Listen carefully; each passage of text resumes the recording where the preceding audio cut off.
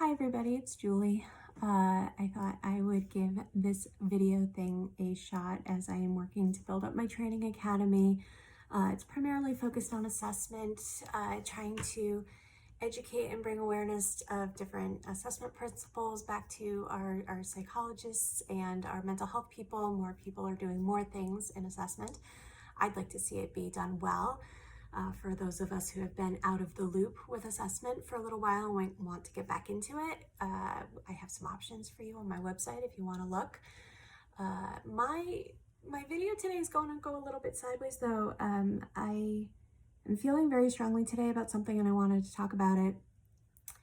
One of the types of assessments that I do is I work with a company who works with veterans to help them increase their service disability ratings with the VA so that they can access more services, more care for themselves based on disabilities that are service connected. So that could be depression, that could be PTSD, that could be head injuries, it could be a whole host of things.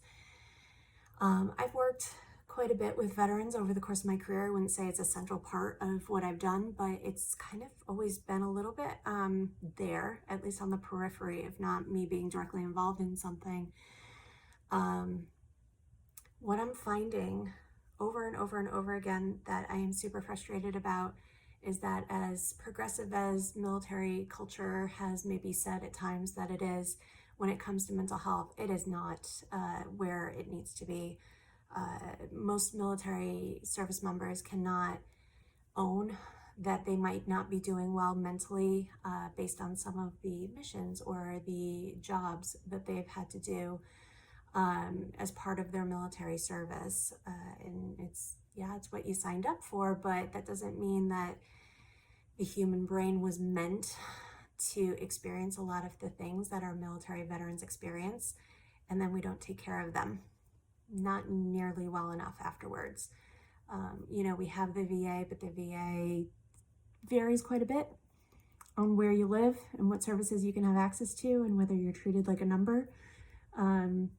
I'm not going to get political, but things are changing again at the VA. There's less access to care than there's ever been, which I'm not happy about either. It used to be when I was in training years ago that the VA is where you went for training on trauma if you wanted good training on trauma.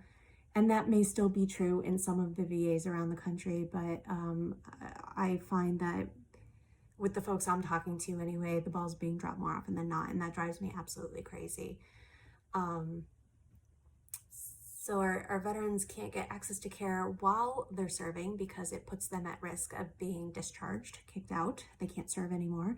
And if you've ever met a veteran, most of them will tell you if they could go back in tomorrow, they would. They love the service they were providing. For whatever reason, they have since discharged. Many go back as contractors. So they're back in the action, even if they're not actively serving with the military. But even still, even after separation, they're not getting the access to the care that they need afterwards in any way, shape, or form. And I find that a lot of the work that I'm doing now with these assessments to try to, again, help them boost their disability ratings, getting access to care, most of the veterans are not actively receiving any support or therapy. They are not necessarily on medications, or at least not on medications that are doing the heavy lifting. I'm not doing the job to help them feel any better. And I find that most of the assessment process that I'm doing with them is actually helping them find the resources they need, because trauma and depression and these mental health conditions that these service members have, they are so treatable. You can come back from PTSD, you can come back from depression. Why don't we have that so easily accessible, especially to our service members? And so I wanted to start with a video about this because I feel really strongly about this, is that we have to do better. We have to do better taking care of our veterans. And I hope this video reaches people and hits them so that they're more aware that, we think, we're led to think as civilians that our veterans are being well taken care of, and that's what the VA is for, and they're doing fine. If you want to know why they're not doing fine, it's because they're not doing fine. They're not having the access to care, and they don't know where to find it. Nobody tells them where to go. Nobody tells them where to look. And so I find that to be part of my job as an assessment person is, and if you're an assessment person, part of the job is providing suggestions and recommendations. And that is the bulk of how I spend my time doing assessments with veterans, is actually, yes, the assessment's there, but where do you find care? Where can you go to get what you need? And if you go to these places that I'm suggesting and recommending and they're not doing the job either, please come back and see me again, because we will keep looking until we figure this out, because this is super treatable. And so I want anybody who happens to see this, that maybe is a veteran that hasn't been able to access their care, this is treatable. It's treatable. We will find a way.